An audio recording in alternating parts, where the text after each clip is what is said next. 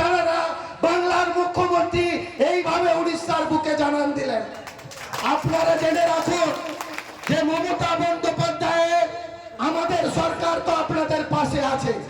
আর একটা কথা বলে রাখি, দীর্ঘক্ষণ বক্তব্য রাখবো না, অনেক বক্তা এখানে আছে যারা বলবে, যারা এই প্রতিবাদে সামিল হবে।